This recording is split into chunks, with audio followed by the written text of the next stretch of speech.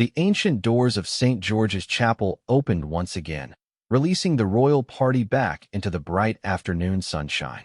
The ceremony inside had been completed with all the traditional dignity and pageantry that the Order of the Garter demanded, but everyone emerging from the chapel carried with them the memory of what had happened on the steps outside. Charlotte stepped into the daylight beside King Charles, immediately aware that the atmosphere in the crowd had transformed completely since they had entered the chapel an hour earlier. Where before there had been formal respect and polite enthusiasm, now there was something warmer, more personal, more genuinely engaged. People in the crowd were smiling at her differently, waving with a kind of affection that went beyond mere royal protocol. The news of what had happened with Sergeant Mackenzie had spread through the crowd like wildfire during the ceremony inside.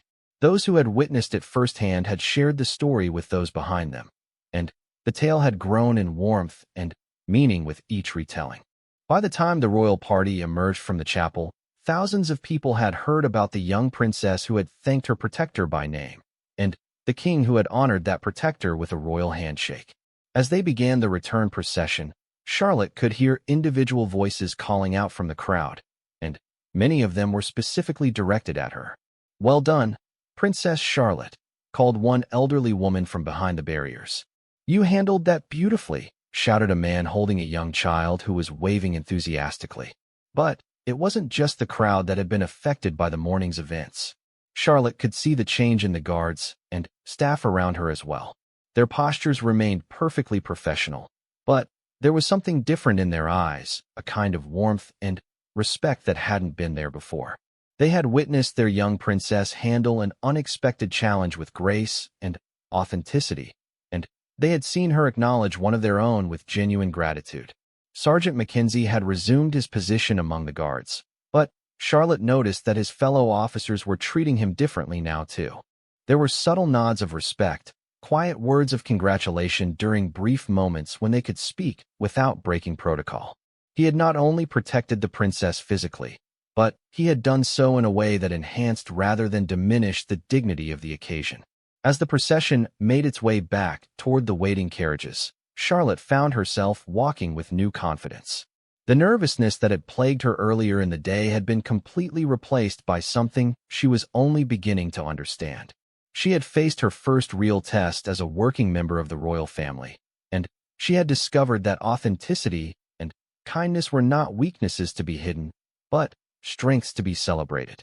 The return journey took them along a slightly different route, allowing even more people to see the royal party. Charlotte noticed that many people in the crowd were now holding up their phones, not just to take pictures, but to show videos of what had happened earlier to friends and family who hadn't been able to attend. The story was already spreading beyond the immediate witnesses, carried by social media and word of mouth to millions of people around the world. King Charles leaned slightly toward his granddaughter as they walked, speaking quietly enough that only she could hear. "You handled yourself beautifully today, Charlotte." What happened back there was exactly the kind of leadership this family needs to show the world. His words filled Charlotte with a warmth that had nothing to do with the afternoon sunshine. She had always wanted to make her grandfather proud, but hearing him praise her for being authentic rather than perfect meant more than any compliment about her appearance or protocol could have. "I was scared when I started in the world of royalty. Every gesture is watched, every step is measured, and every moment can become history.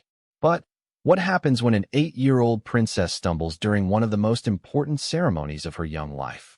What happens when the cameras are rolling, the world is watching, and a single act of kindness from an unlikely source changes everything we thought we knew about protocol, humanity, and what it truly means to serve?" This is not just another royal story. This is the story of a moment that reminded the world that behind every crown, beneath every title, beats the heart of a human being. A story about how sometimes the most powerful gestures come not from those who wear the crown, but from those who stand guard to protect it. The day Princess Charlotte faltered, the world held its breath. What happened next would be talked about for generations to come. The morning sun cast long shadows across the courtyard of Windsor Castle as Princess Charlotte adjusted her white gloves for the third time in 10 minutes. At 8 years old, she had already attended dozens of royal ceremonies, but today felt different. Today was the annual Order of the Garter ceremony, one of the oldest and most prestigious honors in the British monarchy, and she would be walking alongside her grandfather, King Charles, for the very first time as an official participant rather than just an observer.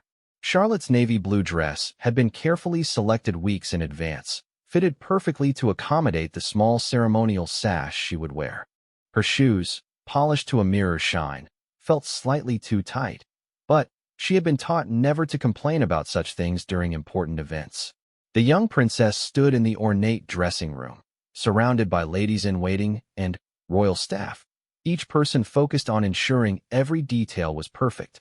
Lady Margaret Thornberry, her governess and closest confidant among the staff, knelt beside Charlotte, adjusting the small tiara that had been specially made for this occasion. The diamonds caught the morning light streaming through the tall windows, creating tiny rainbows that danced across the walls. Charlotte had always been fascinated by these moments of preparation, watching as ordinary rooms transformed into staging areas for history. "Remember, Your Highness," Lady Margaret said softly, her voice carrying the gentle authority that Charlotte had grown to trust completely. "Today you represent not just your family, but centuries of tradition. Walk with confidence, keep your shoulders back, and, if you feel nervous, just look for your parents in the crowd. They'll be watching with such pride." Charlotte nodded solemnly, though her stomach was doing small flips that she couldn't quite control. She had practiced the walk countless times in the palace corridors, had memorized the exact route they would take from the castle to St. George's Chapel, and had even rehearsed her curtsy to the point where she could do it perfectly in her sleep. But knowing that millions of people around the world would be watching every step she took made everything feel much more important and much more frightening. The ceremony itself was steeped in traditions that dated back to 1348, when King Edward III first established the Order of the Garter. Charlotte had spent hours learning about the history, fascinated by the stories of knights and chivalry, of honor and service that stretched back through centuries of British history. She understood, even at her young age, that she was becoming part of something much larger than herself. Through the windows of the dressing room, Charlotte could see the crowds already beginning to gather along the processional route. Tourists and royal enthusiasts from around the world had traveled to Windsor specifically for this ceremony, many of them camping out overnight to secure the best viewing positions. The sight of so many people, all there to witness the event she was about to participate in, made her heart beat faster. Her father, Prince William, appeared in the doorway, looking magnificent in his ceremonial uniform. The deep blue fabric was adorned with gold braiding and metals that caught the light with every movement. His presence immediately made Charlotte feel more secure, and she straightened her shoulders automatically, mimicking the posture she had observed in him countless times. "How are you feeling, sweetheart?" William asked, crossing the room to kneel in front of his daughter. His voice was gentle, but Charlotte could see the same mixture of pride and protective concern in his eyes that she had come to recognize whenever she participated in official events. "A little nervous," Charlotte admitted, grateful that she could be honest with her father about her feelings. "But excited too. I want to do everything right, Papa. I don't want to make any mistakes that people will remember." William smiled and took her small hands in his much larger ones. "Do you know what I think about when I'm nervous during these ceremonies?" he asked, and Charlotte shook her head eagerly. "I think about all the people who came before us, all the princesses and princes who felt exactly the same way you're feeling right now. Your great-grandmother, Queen Elizabeth, told me once that she was so nervous during her first major ceremony that she could barely remember her own name. But she got through it, and so will you."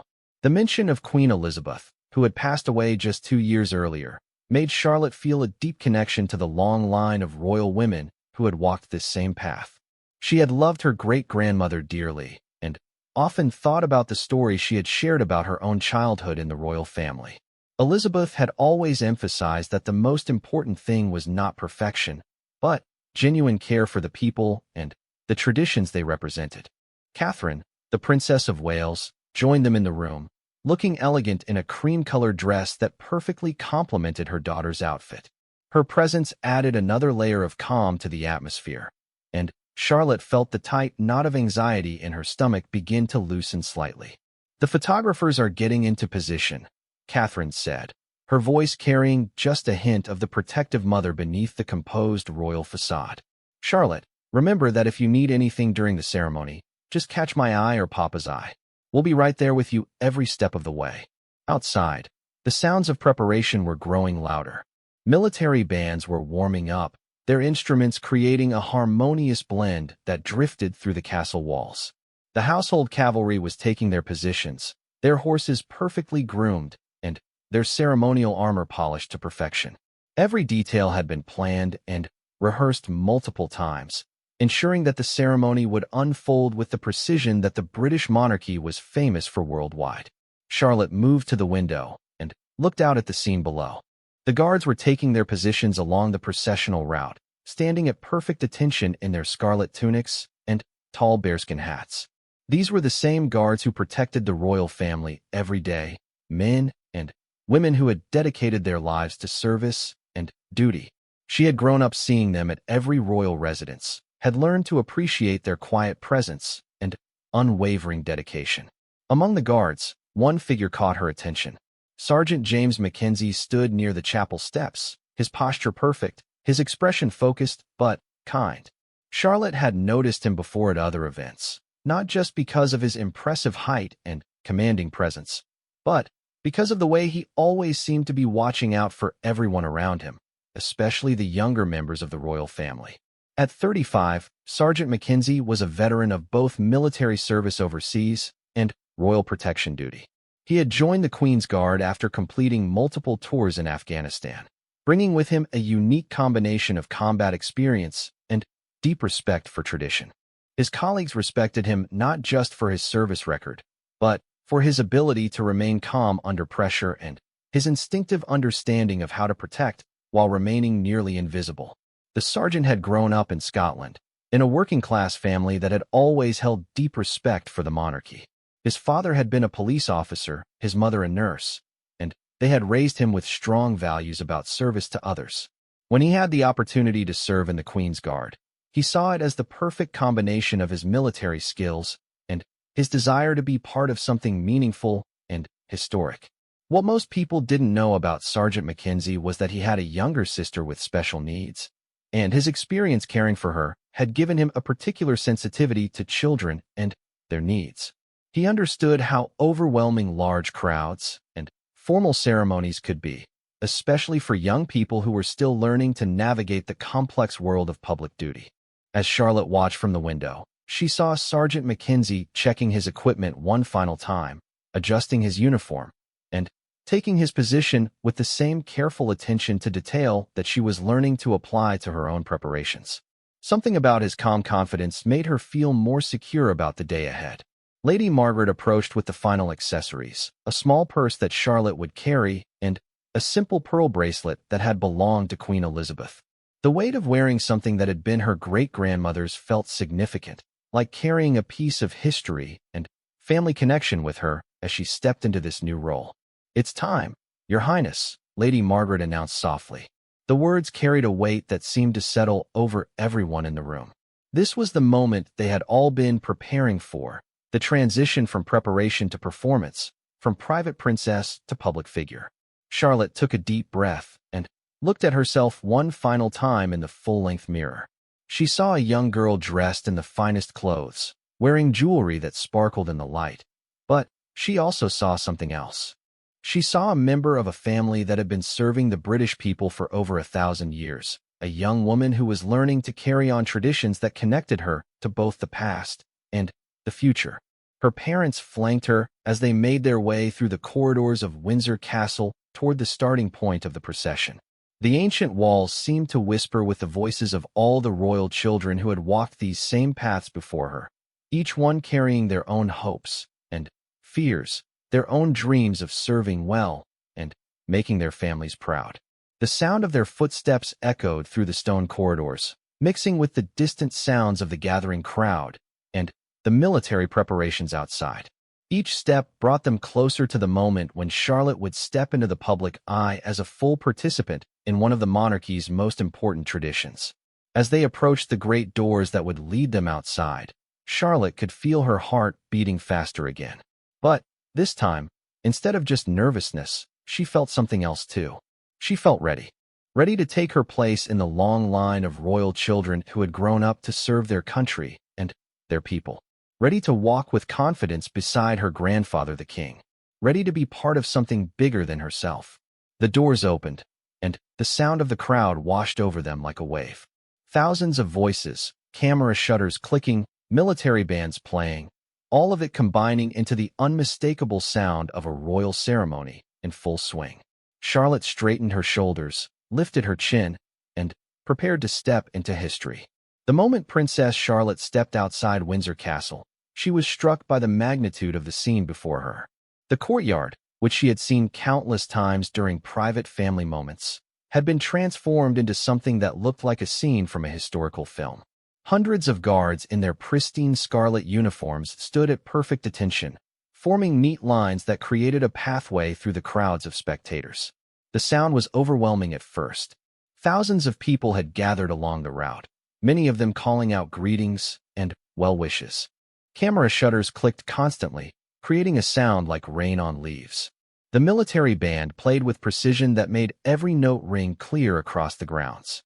Charlotte had experienced crowds before, but never quite like this, never as the center of attention rather than simply accompanying her parents. King Charles stood waiting near the ornate carriage that would carry them to the first portion of the ceremony. At 75, he moved with the practiced ease of someone who had participated in countless such events, but Charlotte could see in his eyes the same excitement she felt. This was his first order of the Garter ceremony as king, and having his granddaughter beside him clearly meant as much to him as it did to her. "Ready for an adventure, Charlotte?" the king asked as she approached, his voice warm with grandfatherly affection despite the formal setting. He had always been able to make even the most official events feel like family occasions, helping her understand that behind all the ceremony and tradition, this was still fundamentally about family and service. Charlotte nodded, managing a smile that felt more confident than she actually felt inside. The carriage ride would take them through Windsor Great Park, allowing the crowds to see them before the walking portion of the ceremony began. As they settled into the plush seats, Charlotte could feel the weight of history around her. This same carriage had carried generations of royals to countless ceremonies, each one playing their part in the ongoing story of the British monarchy. The horses began to move with a gentle rhythm that was both soothing and exciting. Charlotte waved to the crowds as they passed, watching faces light up when she made eye contact with children who had been lifted onto their parents' shoulders for a better view.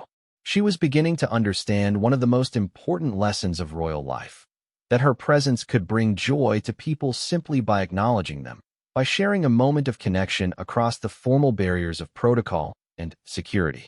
As they rode through the park, King Charles pointed out landmarks and shared stories about previous ceremonies. He told her about the time her father had been so nervous during his first major ceremony that he had forgotten to bow at the right moment, and about the way Queen Elizabeth had always managed to find children in every crowd to wave to specifically. These stories helped Charlotte feel connected to the long line of family members who had navigated similar moments of public duty mixed with personal nerves. The carriage journey ended at the point where the walking procession would begin. This was the portion of the ceremony that Charlotte had practiced most extensively, the formal walk from the carriage to St. George's Chapel, where the main ceremony would take place. The distance was not far, perhaps a quarter-mile, but every step would be watched by millions of people around the world. As Charlotte stepped down from the carriage, she felt the full weight of public attention settle on her shoulders. The crowd seemed even larger here, pressed against barriers that had been set up to keep the processional route clear. She could see people holding phones and cameras, capturing her every movement to share with friends and family around the world. The procession formed with military precision. King Charles took his place at the center, with Charlotte walking slightly behind and to his right, exactly as they had practiced. Other members of the order flanked them, each person knowing exactly where they belonged in the carefully choreographed sequence of the ceremony. The household cavalry led the way, their horses stepping in perfect rhythm. Behind them, the military band played traditional marches that had accompanied royal processions for centuries. The sound of the music mixed with the clip-clop of horse hooves and The measured steps of the guards created a rhythm that seemed to pull Charlotte forward with confidence. For the first several hundred yards, everything went perfectly. Charlotte found herself settling into the rhythm of the walk, her nervousness transforming into a kind of focused excitement. She smiled and waved at appropriate moments, kept her posture straight and dignified, and felt increasingly proud to be representing her family and her country in such an important ceremony. The crowds were enthusiastic but respectful, calling out blessings and good wishes. Charlotte could see children in the crowd who were close to her own age, watching with wide eyes as she passed. Some of them were dressed in their finest clothes, clearly having made this a special occasion for their families. The sight of these other children helped her remember that despite all the formal protocol, this was fundamentally a celebration that brought people together. As they approached the halfway point of the procession, Charlotte began to feel the effects of the morning's preparation and the stress of being constantly watched. Her feet, which had felt only slightly uncomfortable in the dressing room, were now beginning to pinch painfully in her perfectly polished shoes. The weight of her tiara, which had seemed negligible at first, was creating a small but persistent pressure on her head. More concerning was a growing feeling of lightheadedness that she couldn't quite identify.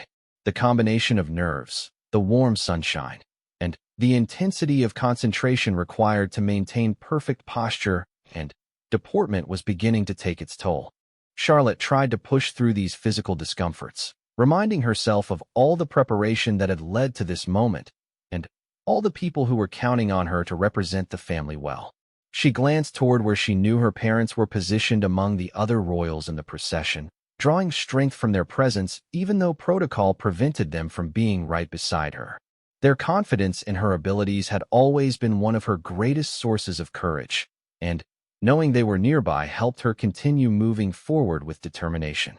The route took them past St. George's Chapel, where the main ceremony would take place, and then around a prescribed path that would bring them back to the chapel entrance for the formal beginning of the religious portion of the ceremony. This circular route was designed to allow the maximum number of people to see the procession while maintaining the dignity and solemnity appropriate to such an ancient tradition. As they rounded the corner that would bring them back toward the chapel, Charlotte felt her head beginning to swim slightly. The morning sun had grown stronger, and, despite the early hour, the temperature was rising. Her dress, which had felt perfect in the air-conditioned dressing room, was beginning to feel warm and slightly restrictive. She tried to focus on the things her governess had taught her about managing difficult moments during public appearances. She concentrated on her breathing, keeping it slow and steady. She focused on a point ahead of her in the procession, using it as an anchor to maintain her direction and pace. She reminded herself that this discomfort was temporary, that she had practiced for exactly this situation. But, as they approached the final turn toward the chapel steps, Charlotte felt the world beginning to tilt slightly around her. The sounds of the crowd seemed to fade in and out, and the bright sunshine felt suddenly overwhelming. She could feel perspiration beginning to form under her tiara, and her carefully applied makeup felt heavy on her face. The chapel steps loomed ahead, and Charlotte knew that this was the most crucial part of the entire ceremony. These steps would be where the most formal photographs would be taken, where the most important moments would be captured for history. Every royal family member who had ever participated in this ceremony had climbed these same steps, and she was determined not to be the first to falter. As they began to approach the base of the steps, Charlotte felt her resolve wavering for the first time all morning. Her legs felt suddenly unsteady, and the stone steps seemed steeper than they had during her practice sessions. The crowd's attention felt more intense here, with hundreds of camera lenses trained on her every movement. She took the first step up toward the chapel entrance, concentrating all her energy on maintaining the composure and dignity that had been drilled into her through months of preparation. But, as she placed her foot on the second step, Charlotte felt her world suddenly shift in a way that no amount of practice could have prepared her for. The combination of nerves, physical discomfort, and the overwhelming nature of the occasion finally reached a tipping point. As Charlotte lifted her foot for the third step, she felt her balance desert her completely. The perfectly polished stone steps seemed to rush toward her, and she realized with a mixture of panic and embarrassment that she was falling. Time seemed to slow as Charlotte felt herself beginning to tumble forward. She could see the shocked faces of people in the crowd, could hear the sudden change in the sounds around her as people realized what was happening. Most of all, she felt the crushing weight of disappointment in herself, the knowledge that this moment would be remembered not for her successful participation in an ancient ceremony, but for her very public failure to maintain the dignity expected of a royal princess. In that split second of falling, Charlotte closed her eyes and braced herself for the impact with the stone steps, for the pain that would follow, and for the humiliation of having failed so publicly in such an important moment. But the impact she expected never came. Instead, she felt strong arms catch her, lifting her away from the steps and back to safety with movements so quick and smooth that most of the crowd didn't even realize what had happened. As Charlotte opened her eyes, she found herself looking up into the face of Sergeant Mackenzie, the guard she had noticed earlier from her window. His expression was calm and professional, but she could see concern in his eyes as he carefully helped her regain her footing. His movements were so practiced and discreet that to most observers, it appeared as if he had simply stepped forward to offer ceremonial assistance rather than prevent a potentially serious fall. "Easy there, Your Highness," he said quietly, his voice so low that only she could hear him. "You're all right. Just take a moment to steady yourself." Charlotte felt a wave of gratitude so intense that tears sprang to her eyes. This man, who didn't even know her personally, had risked breaking protocol to prevent her from being hurt and embarrassed in front of millions of people. His quick thinking and immediate action had turned what could have been a disaster into nothing more than a brief, barely noticeable pause in the ceremony. But, as Charlotte looked around, she realized that what happened next would be just as important as Sergeant Mackenzie's rescue. How they handled this moment would determine whether her stumble would be forgotten or remembered, whether it would become a source of embarrassment or something else entirely. The moment Sergeant Mackenzie caught Princess Charlotte, the world around them seemed to hold its breath.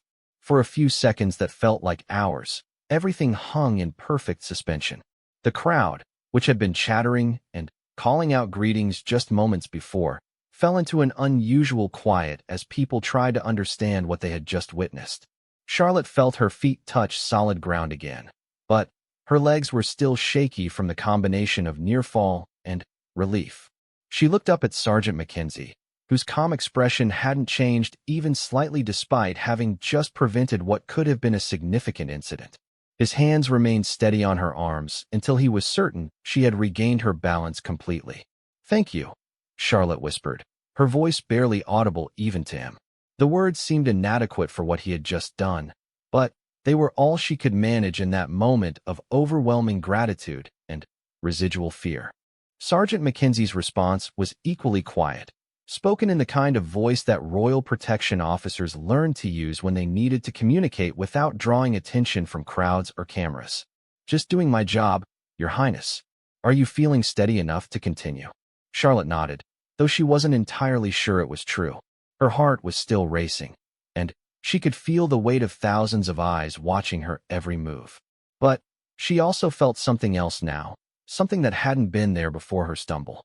She felt the presence of someone who was truly looking out for her, someone who had proven in the most concrete way possible that her safety and well-being mattered more than protocol or procedure. What happened next would be talked about for years to come, analyzed by royal commentators, and remembered by everyone who witnessed it either in person or through the countless cameras that had captured every moment. But, in that instant, Charlotte only knew that she had a choice to make. She could try to pretend that nothing had happened, could attempt to maintain the facade of royal perfection that seemed so important to everyone around her. Or she could acknowledge what had just occurred and the person who had helped her through it. As Sergeant Mackenzie began to step back into his position, preparing to fade into the background as royal protection officers were trained to do, Charlotte made a decision that surprised everyone, including herself. Instead of continuing up the chapel steps as if nothing had happened, she turned toward him with a smile that was genuine and warm, a smile that had nothing to do with royal training and everything to do with authentic gratitude. "Sergeant Mackenzie," she said, her voice now clear enough for people nearby to hear. "Thank you for catching me.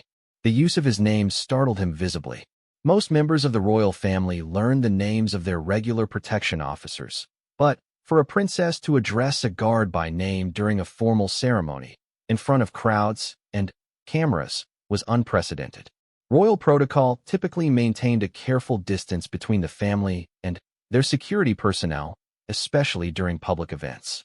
But Charlotte wasn't thinking about protocol in that moment. She was thinking about the fact that this man had risked his own position to help her, had moved without hesitation to prevent her from being hurt. The genuine kindness in his actions deserved recognition, deserved acknowledgement, regardless of what the rule books might say about proper royal behavior. Sergeant Mackenzie's response was immediate and perfectly proper, but Charlotte could see surprise and perhaps even gratitude in his eyes as he offered a precise bow. "It was an honor to assist you, Your Highness." The exchange lasted only seconds, but its impact rippled through the crowd like waves in a pond. People began to whisper among themselves, not with the kind of gossip that accompanies a royal mistake, but with the warm approval that follows a moment of genuine human connection. The cameras that had captured Charlotte's near fall now focused on this unexpected interaction between a princess and her protector, King Charles, who had been continuing the procession and only realized something had happened when he noticed Charlotte was no longer beside him, turned back with concern etched on his face. When he saw Charlotte standing safely with Sergeant Mackenzie, and when he understood from their body language what had occurred, his expression shifted from worry to something that looked remarkably like pride. The king approached them with the kind of measured pace that allowed him to assess the situation without creating additional drama. As the sovereign, his response to this moment would set the tone for how it was perceived and remembered by everyone who witnessed it. "Sergeant Mackenzie," King Charles said when he reached them, his voice carrying clearly in the morning air, "I believe my granddaughter owes you her thanks." "She has already given it, Your Majesty," the sergeant replied, his training evident in the way he managed to address the king while keeping his attention appropriately divided between Charlotte and the crowd around them. King Charles studied the scene for a moment, taking in Charlotte's steady posture, Sergeant Mackenzie's professional demeanor, and the crowd's reaction to what they had just witnessed. Then, he did something that surprised even the most experienced royal watchers in attendance. He extended his hand to the sergeant, offering a handshake between monarch and protector that acknowledged service beyond the call of duty. "The royal family is fortunate to have people of your caliber watching over us," the king said as they shook hands.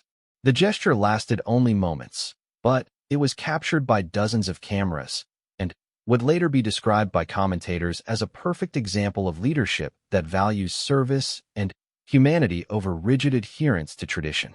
As the handshake ended, Charlotte felt a surge of admiration for her grandfather that went beyond family affection. She was watching a master of public leadership navigate an unexpected situation with grace and wisdom, turning what could have been an embarrassing incident into a moment that celebrated the best qualities of both royal duty and personal service. The procession resumed with Charlotte walking beside the king, but the atmosphere had changed completely. Where before there had been formal ceremony and careful protocol, now there was a warmth and authenticity that seemed to energize everyone present. The crowd's cheers became more enthusiastic, their smiles more genuine, their engagement more personal.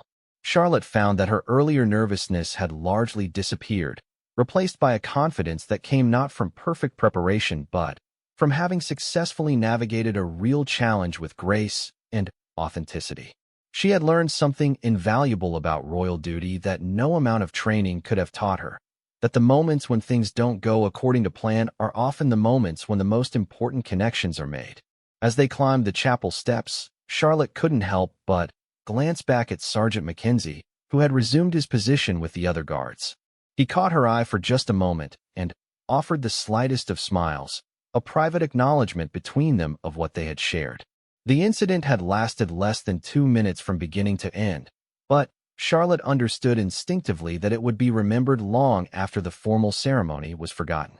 Not because she had stumbled, but because of how everyone involved had chosen to respond to that stumble with kindness, professionalism, and genuine human decency.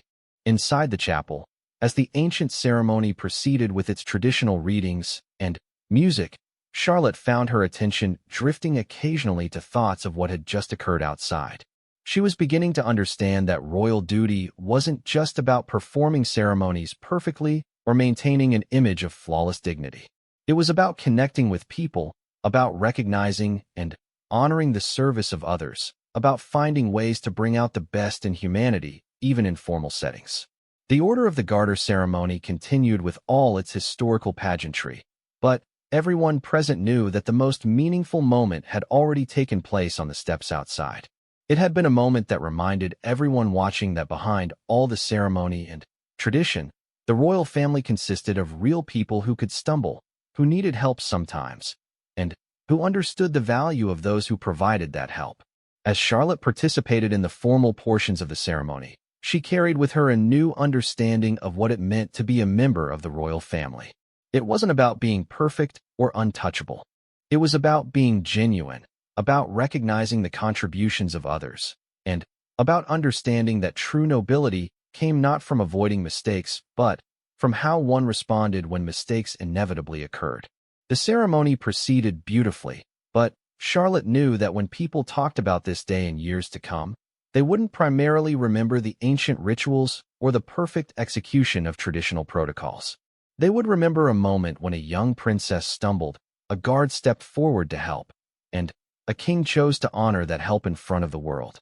As the formal ceremonies inside the chapel drew toward their conclusion, Charlotte began to anticipate the moment when they would emerge back into the sunlight and begin their return journey. She was curious to see how the crowd would react to her now, whether the warmth she had felt after her interaction with Sergeant Mackenzie would continue or fade back into the formal distance that usually characterized royal appearances. But, more than that, she was beginning to understand that this day had changed something fundamental about how she viewed her role and her future. She had learned that authenticity and vulnerability, when handled with grace, could create connections that rigid perfection never could. She had seen how acknowledging the service of others could transform a formal ceremony into something genuinely meaningful. As they prepared to leave the chapel and face the crowds again, Charlotte felt a new kind of confidence settling over her.